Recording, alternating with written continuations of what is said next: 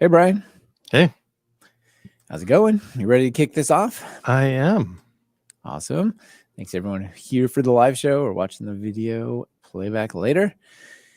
And with that, let's get started. Hello, and welcome to Python Bytes, where we deliver Python news and headlines directly to your earbuds. This is episode 360, recorded November 7th, 2023. I'm Michael Kennedy. And I am Brian Ocken. This episode is brought to you by Scout APM. Once again, we'll tell you more about them later. Thank you, Scout APM, for sponsoring the show. Connect with us on Mastodon. All three of our entities are on fosstodon.org, at mkennedy, at Brian Ocken, and at Python Bytes. If you want to be part of the live show, it's open to everyone. We typically record on Tuesdays. More on that in just a second. Tuesdays at 11 Pacific time, pythonbytes.fm/live. Click on the banner, the image there, and it'll take you over and get notified about when we're doing the live show, or just find the one going right there. Speaking of that, next Tuesday, Brian, there will not be a Python Bytes. Oh, no. I'm going straight from a vacation directly to a conference. And somehow with all that mayhem, I think it's going to be too much to try to make it happen. So it'll give people a chance to catch up. If anyone's behind, they can catch up on all the things. Yeah. And if not, it'll give them more time to gather up ideas to send to us to say, you all didn't cover it last week, which would be true. Even I can tell you that even now, no matter what it is. And they can sit in and say, you should check this out. We always appreciate when cool things we didn't quite know were out there that got sent in to us. Yes. Indeed. Let's see. One more thing here. Happy birthday. Happy birthday, Brian. Happy birthday? Yes, happy birthday. Look at this. Check this out. I go to Python Bytes and I go to episodes. I go way to the end. 2016, November 7th. Oh, nice. Yeah, we are 7 years old today. Wow. How awesome is that? Yeah, we'd be like in second grade if we were a child. No. I know. We're working on our writing. We're doing basic arithmetic. No, this is really awesome. I mean, I don't know what my expectations were when we started the show. I thought it'd be a cool format. I thought people would enjoy it.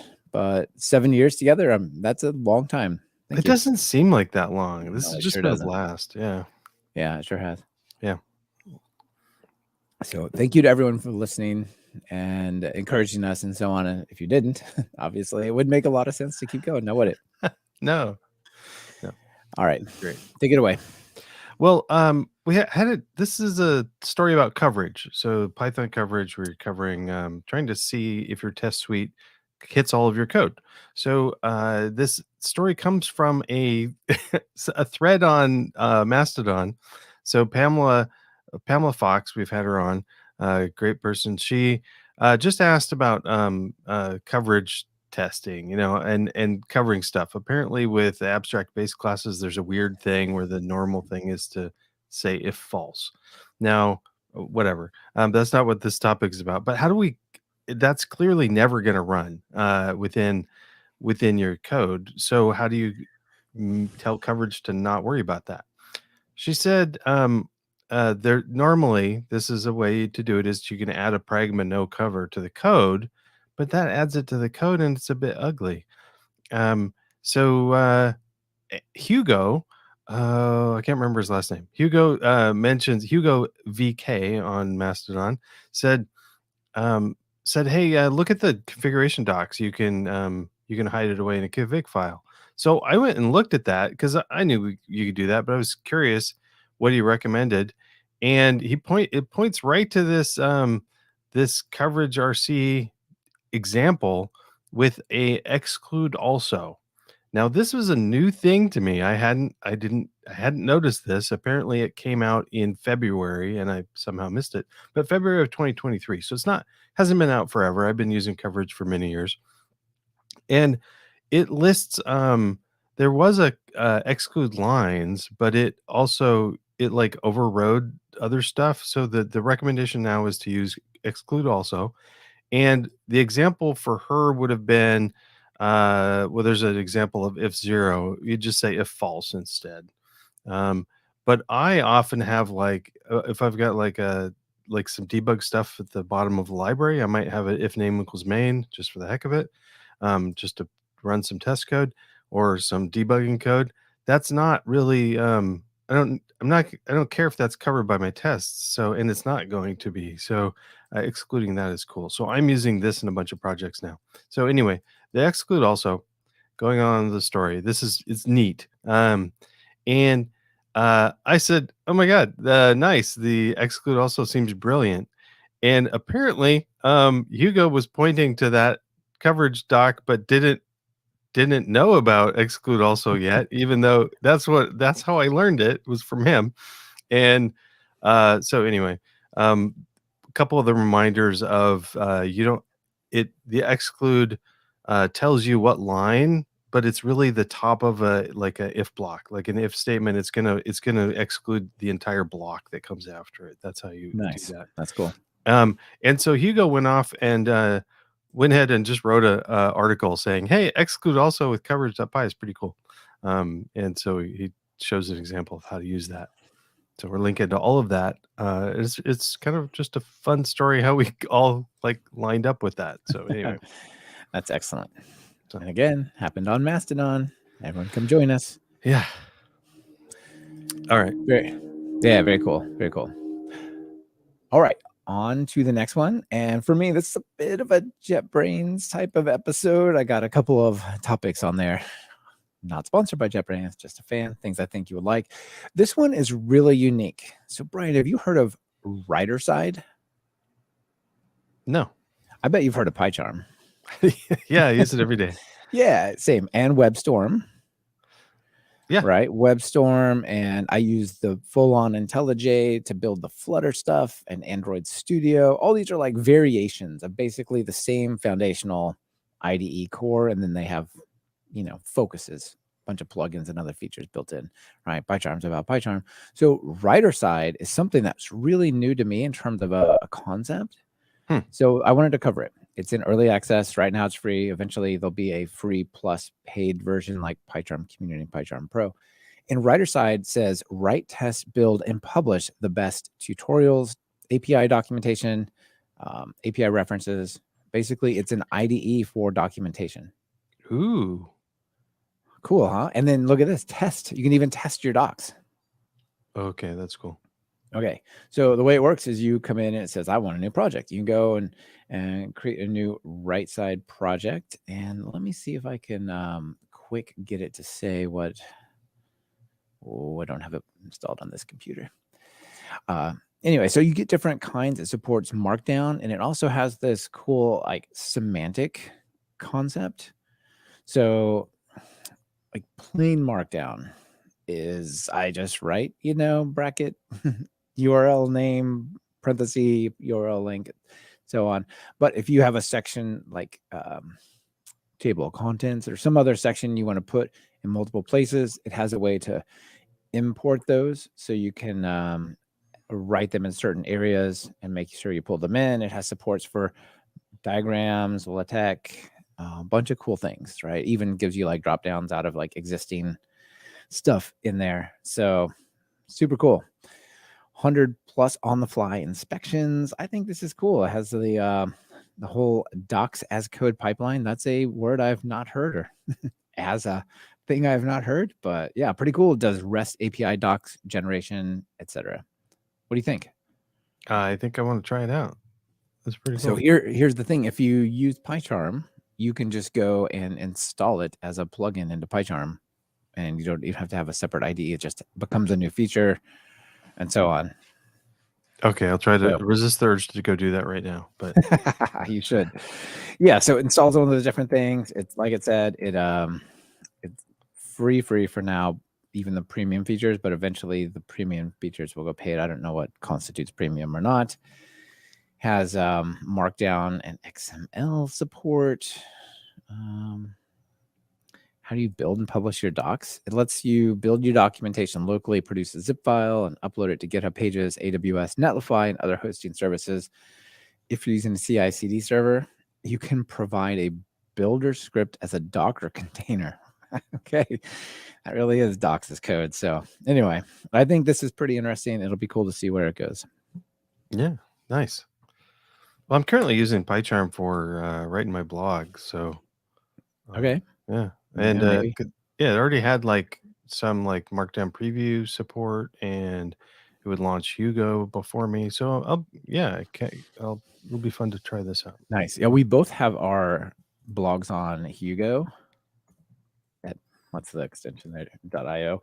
GoHugo.io. Super good. I use Typora for writing it on mine, which is a really nice Markdown editor, super clean, but really good. So either of those work. But yeah, Yeah. I think this documentation thing's cool. I can't use anything that doesn't allow Vim syntax. So I see you're partly broken. I'm partly broken. I can appreciate that.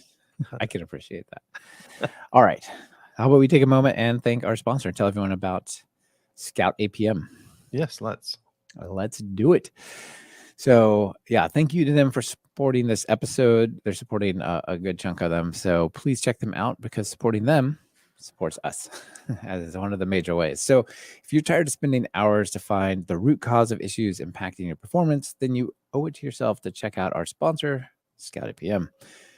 Scout APM is a leading Python application performance monitor tool that helps you identify and solve performance abnormalities faster and easier. It ties bottlenecks such as memory leaks, slow database queries, background jobs, and the dreaded N+1 query problem that is common in ORMs with lazy loading and more directly to source code so you can spend less time debugging and more time building.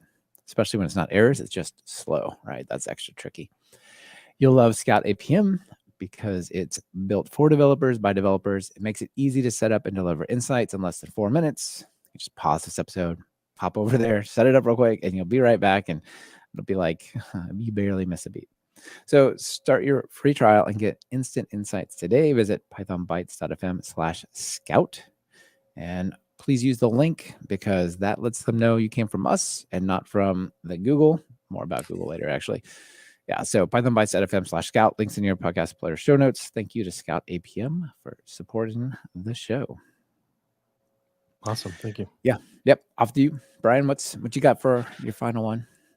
I've got actually multiple final ones. I've got an extra. I love extra. Okay, so a few little-ish topics. Not little-ish to the people involved, of course. PSF has announced on October 27th a new community communications manager, and what was her name again? Marie Norden. So congrats, Marie, and we look forward to seeing what you're up to as the communication manager. So kind of neat. I liked it. I'm liking that I don't know. I just like to pay attention to what's going on with the PSF, and all those people involved with Python help out a lot. So thank you.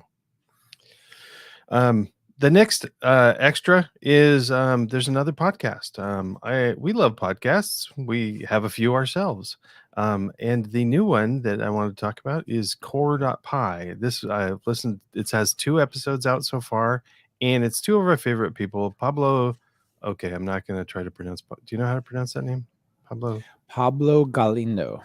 Okay, Pablo and Lucas Langa or Lucas. Okay, I'm doing bad today.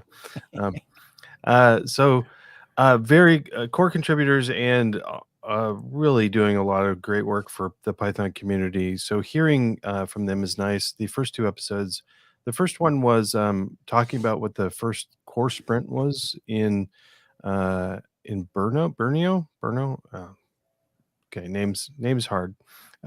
Talking about the first sprint for 3.13. So that was kind of interesting. All the neat stuff they're working on for 3.13. And then the second episode is a complete episode dedicated to talking about the PEP 703 removing the GIL. I think we talked about this last week. It was either last week or the week before, but removing the GIL kind of going on as a flag. So an optional thing for 3.13, but there's a lot of information around there. And it's kind of neat that these are long. So these the first one's an hour and 11 minutes. The second one's an hour and 14 minutes. kind of a deep dive into some core nitty gritty Python topics, and it's nice to hear right from the horse's mouth, sort of a thing. So Yeah, that's it's fun. awesome. Pablo and Lukash are both awesome developers, massive contributors. So, both good insights. Yeah, this is news to me as well, but very, very cool. It's fun. The last one we talked about. I talked about I showed a regular expression crossword puzzle last week, and Kim, I practiced his name because it's cool. Kim von Veek. No, I did it wrong. Kim von Veek. There. Kim passed this in. It's at regexcrossword.com, and it's kind of awesome. So I played with it for a while, and it actually it's serious. It's not a joke. It's trying to teach you how to do regular expressions through starting with simple and then complicated crossword puzzles around regular expressions. And it's like actually kind of fun. So I wasted like 20 minutes the other day playing with this. So Nice. And Kim is in the audience. Have to say, spot on, Brian. Nicely said. Well done. Awesome. Those are my extras. So can we go back to the PSF one real quick? Yeah. PSF. Yeah. So I also want to say welcome, Marie. That's awesome. Very cool to have you here. I think building out the communications is a big deal. We pointed out that the PSF is now on Mastodon with actually a huge number of followers straight away. So that's really, really cool, and probably something to do with her work. Maybe, the timing lines up anyway. If she's looking for a project, Brian, what's your domain name? What's your for your blog? pythontest.com. Mine's mkennedy.codes, which is cool. What do you think the PSF should be? Blogspot.com, like as in Google. Oh, maybe they should like look on getting that a little more like, python.org/blog or blog.python.org. I don't know. Like, just seems like it would give it some more cred. Blogspot. Yeah. I mean, that's a blast from the past. I do appreciate the blast from the past. Like, it's that and the GeoCities. Pretty awesome. Got my blog roll. My little making all kinds of friends. I know. No, I'm serious. I think it would be like if she's looking, she's going to be busy, of course. But if like one of the things I think would be nice is to have like a more like focused, proper at home on Python somewhere, somehow blog domain. But maybe not. Like blog.psf.org or something? Yeah, exactly. Something like that, right? You probably could set up the custom domains in Blogspot. Like I know you can on WordPress. So very small, but I think it would be cool. I've always thought it should be something like that to lend. Just to like when you see this stuff posted, it's not always some random blog. It's like, this is the official PSF blog. I don't mean that as a criticism. I mean, it's like, hey, this is encouragement. Like maybe something that shouldn't be too hard. Yeah. All right. You ready for it? Now I'm back to criticism. You ready for my next one? Yeah. All right. So I've said this before, but Google seems to just have, especially the Chrome team in particular, but I know this is like intertwined deeply with their ad team. And, those two things largely make up Google. So they have this premise that I think is really just not the right way to think about the internet. And the premise is the internet should be constructed so that users can be identified, tracked, and retargeted, and hence resold. Okay, that is how the internet should be. But you know what? Privacy is important. So how do we make those two things congruent? And I just strongly disagree with the fact that the internet should be constructed in a way to sell people on purpose to resell information about people, to retarget them, to track them, to create like shadow profiles of them. All right. But there's now been 3 separate ways in which the web team have tried to reimagine how the web fundamentally works so that premise holds, so that holds true. Right. So they started out with, we talked about it way back when, was Flock, federated learning of cohorts, which went nowhere because people are like, do I really want to be grouped into these be told that I'm in this group or that group. Like, hey, here comes the divorced guys. Let's see what they can do, or right? You name it, whatever group it is. That's not ideal, right?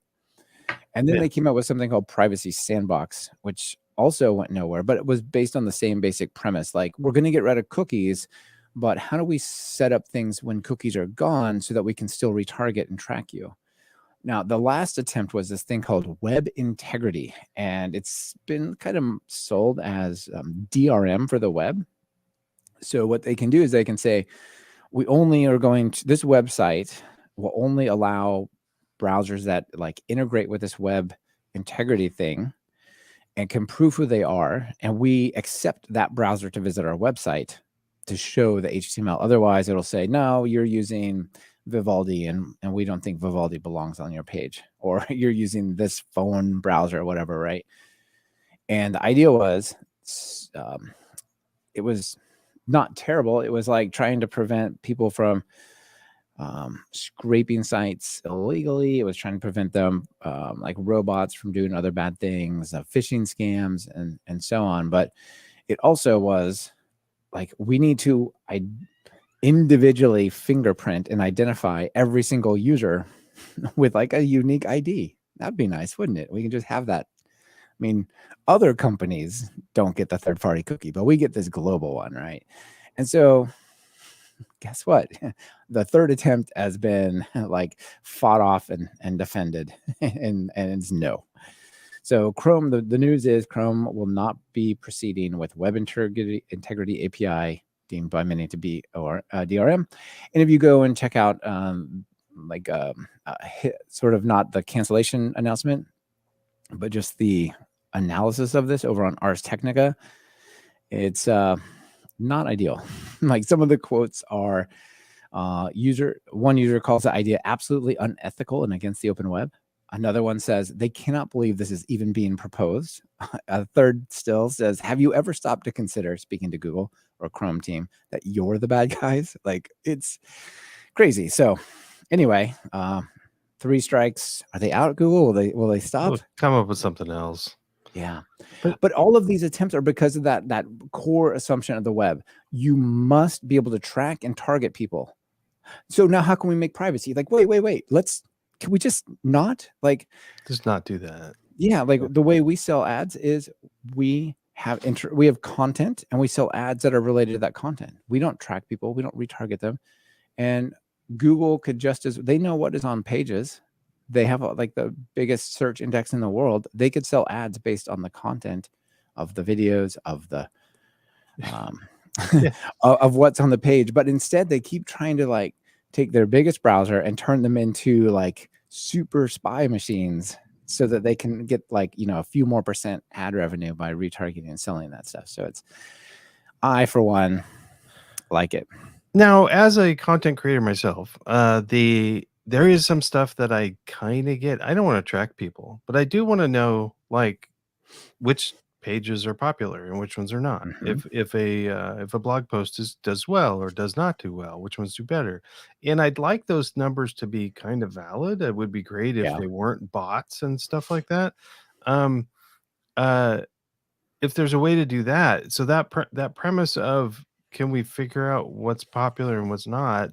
I think that's fine, but we don't need to track individual people. I mean, I was trying to imagine if this was in the rest of your life, like you're just walking down the street and you think about something. So you look up and then you get home and Google says, hey, I noticed that you were looking at flags the other day. So here's a bunch of flags that you could buy. I'm like, I wasn't looking at it. I was just glancing in that direction. It was colorful. I'm sorry. Yes, exactly. Exactly. That's a lot like that.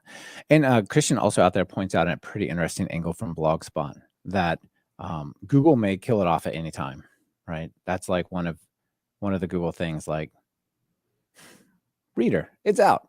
Gmail, old Gmail, it's out. We're going to give you, or Inbox, we're going to cancel that, give you the new one, right? There's just like, there's not a lot of long-term support to a lot of the Google projects. And so they might decide it's not worth us to focus on anymore. So proactive, it would be better. I'm sure they would give a pretty good runway, but still. Yeah. That's a good point. is a good point. All right. You had your extra moment. Do you have more extras? I do have more extras. All right, hit them. Just a couple. Okay. Let's do it. So I am working on the second phase of the complete PyTest course, working with projects, and I'm just recorded all of the mocking chapter, and I should have that up. I'm going to edit it tonight, so it should be up shortly, either today or tomorrow. I'll have the mocking, and I know mocking is a hard thing to get your head around, so this was a fun one to record. So that'll be cool. I also wanted to shout out to PyCharm. We talked about JetBrains. PyCharm is helping promote this course by giving me a whole bunch of coupon codes so that people can try out PyCharm Pro. So if you're in the course, send me a note to say, hey, I want to try PyCharm Pro, and I'll send you a free code to try it out for a few months. Yeah, that's cool. That's cool. The other thing with PyCharm is they're going to do, they invited me on their webinar series. I'm going to do enough testing, PyTest to the rescue webinar on November 21st. So if you'd like to hang out with me even more than you do on Tuesdays, it's a Tuesday also. Next Tuesday, Awesome. you can hang out with me twice. Or actually the Tuesday after. Two Tuesdays, yeah. Tuesdays. Next Tuesday, they're hanging out with you 0 times. Yeah, 0 times, and then we'll make up for it. So exactly, that's awesome. That looks like a really good webcast. And Steam got my picture on it somewhere. There it is. Neat. Anyway, how about you? Do you have any extras? I do have some extras. Let's see. So just real-time follow-up, by the way. Check out killedbygoogle.com. Oh, God, Google Podcast was just killed. Google Domains was killed. Pixel Pass was killed. Let's see. What else we got?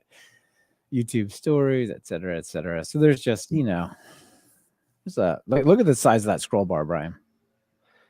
I mean, to be fair, they try out a lot of stuff, but some of the stuff like was going for a long time, like Google Bookmarks, 2005 to 2021, and they're just like, yeah, we don't want to do it anymore. Yeah, well, exactly, and I think it's fair.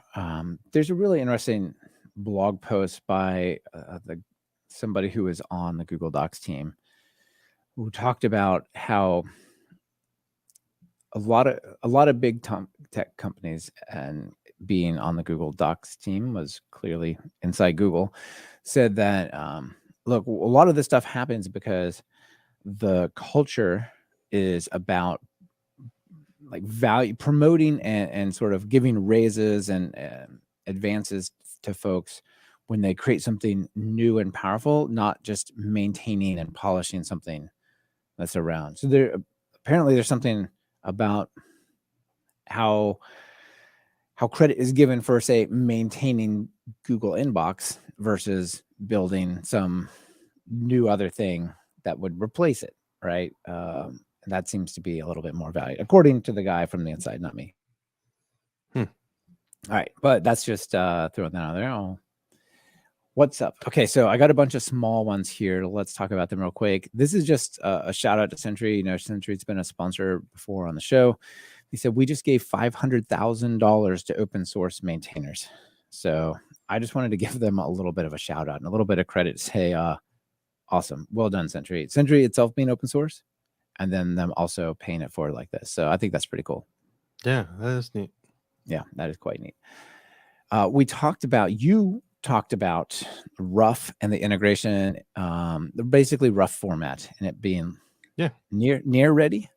And I said, okay, well, what are the settings that actually give you like all the features of reformat code and those types of things, but based on rough instead of what's just kind of built into PyCharm, which is fine, but it doesn't do rough formatting. So I'm going to share a link to a picture that shows you all the settings. So in PyCharm, if you get the rough extension and you say run rough when code is reformatted, that is Command Alt L or Control Alt L. Like you hit that used to run PyCharm's formatter. Now it just runs rough / space format on the file. It's cool, right? Yeah. Yeah. And you can also say show rule on code inspection, which like you hover over, it'll show you the rough rule that's violated.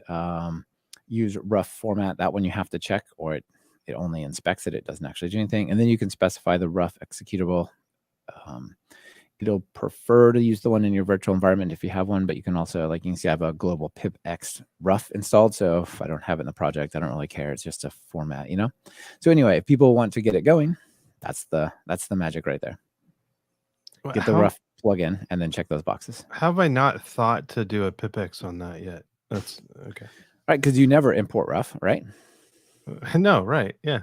Yeah, it's not a tight, like PyTest, you could pip exit, but you end up a lot of times wanting some feature of the actual library in your code, right? But with rough, you just want to run it. So yeah.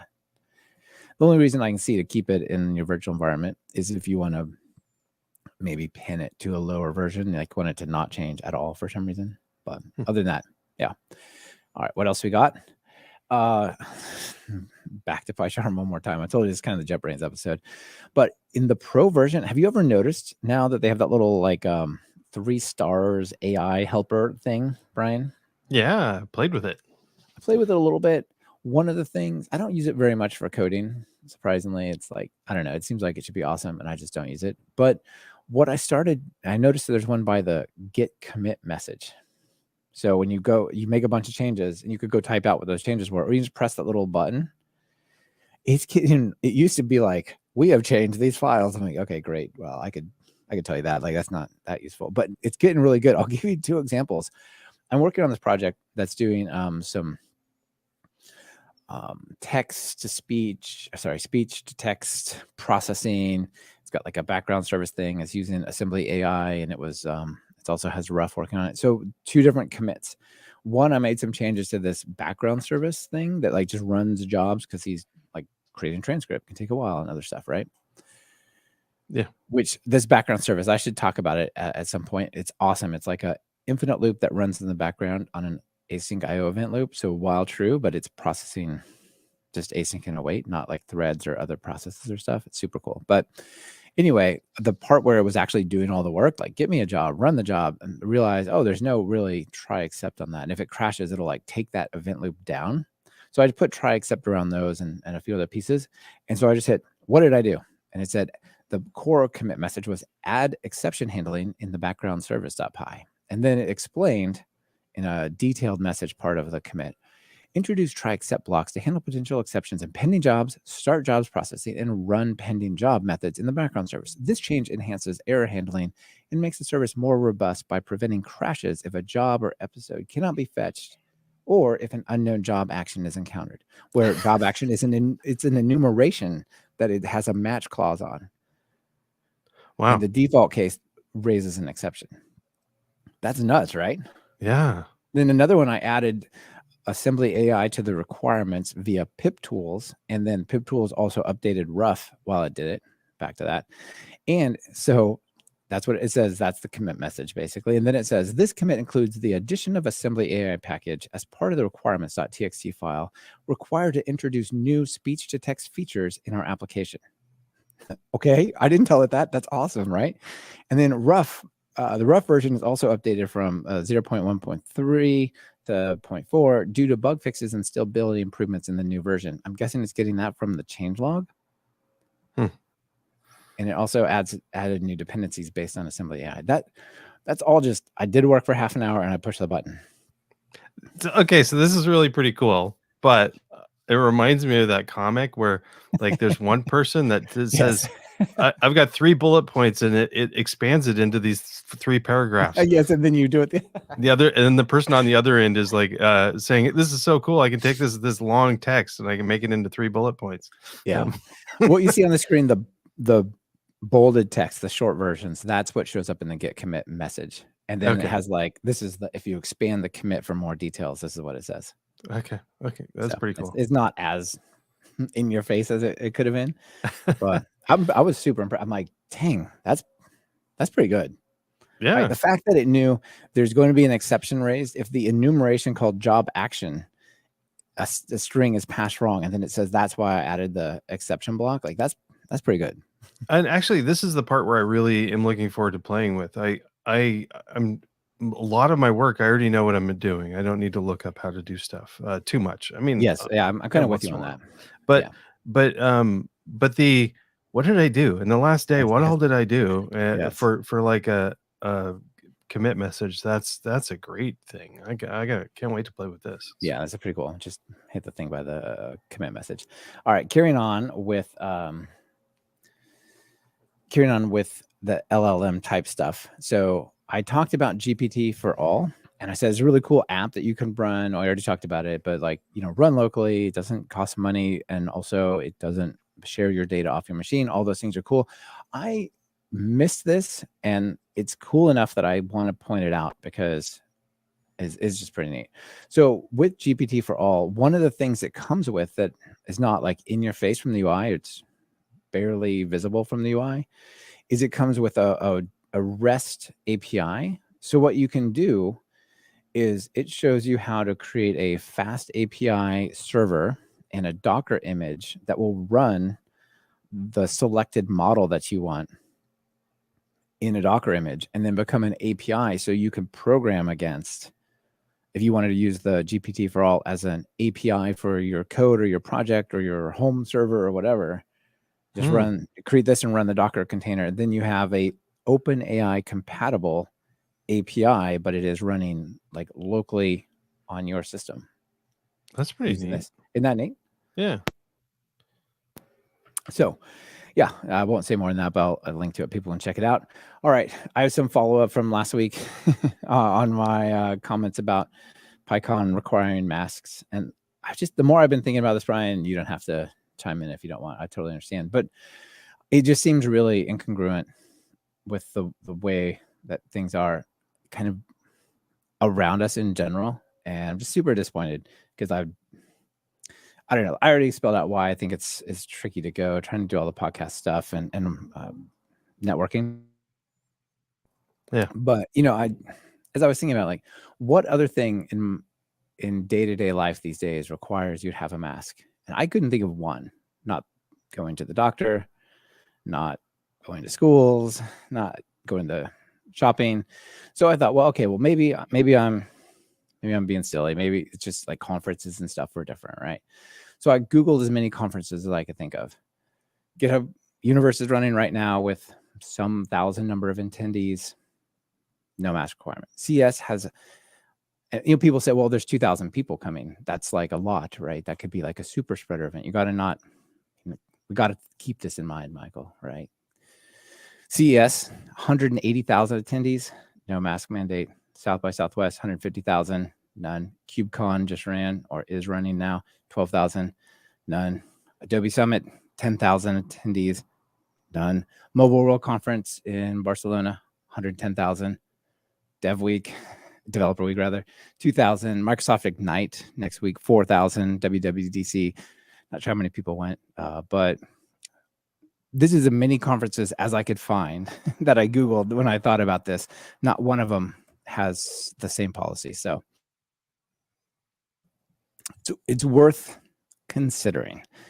Again, I think it's going to hurt attendance and by way of that hurt the support for the PSF. All right, shall we lighten it up with a joke? Yeah.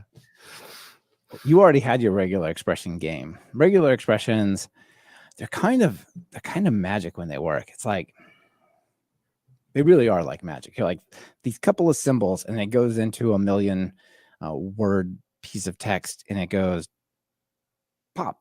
Here are the 7 things, and I've even named the little sections of it for you, and you can grab it, right? But when you're done working on your regular expression and you want to make a change or you want to take someone else's, I don't know. I kind of think of them as write only. Yeah. How about you?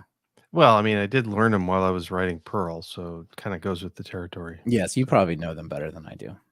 So the joke, and take this lightheartedly as it is. The joke is, what is the plural of regex? Okay. Regrets. Regrets. Regex and regrets. Well, they are amazing, but they are also tough to debug. Regex, I've had a few. Exactly. Yeah, I got a few of them. All right, well, that's it for our stuff. Yeah, you got anything else? I don't. I think that was a good episode. It was an excellent episode, and happy birthday. Thanks everyone for all 7 years. Yeah, that's really incredible. It was pretty If cool. we had thought about it sooner, I just got a notification like an hour ago that like, hey, it's the birthday. I'm like, oh, we could have done more, Brian, but I think this is plenty. I appreciate Could it. have worn a hat.